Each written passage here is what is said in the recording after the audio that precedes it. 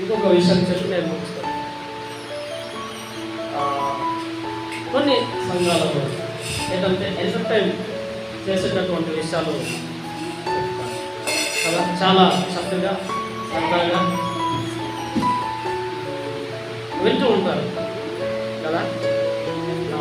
ఏంటంటే నిద్ర రాకుండా వాక్యం ఎంటర్టైన్మెంట్ లేకుండా సరదాగా చెప్తూ అవునా కదా కదా.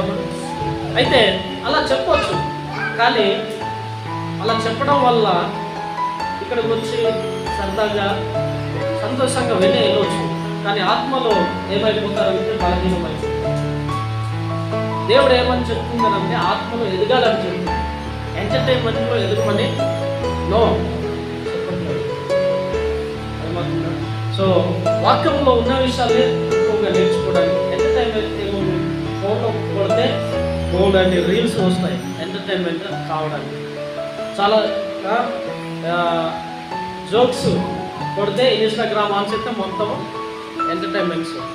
So this is the not a entertainment సమయము కాదు. ఆత్మలో పెరగడానికి, ఆత్మలో నింపబడడానికి దేవుడు ఆత్మానుసారమైనటువంటి వాటిలో దేవుడు మన కొరకు ఏర్పాటు చేయబడినటువంటి హల్లెలూయా, దేవునికి స్తోత్రం.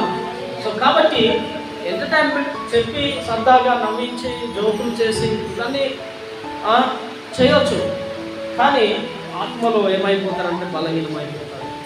ఆత్మలో ఏంటంటే నింపబడలేదు.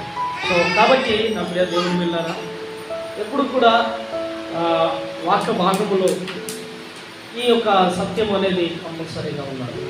హల్లెలూయా. సో కాబట్టి నా ప్రియ దేవుని పిల్లరా, కొద్ది మాటలు దేవుడు దీవించి ఆశీర్వదించుకున్నాక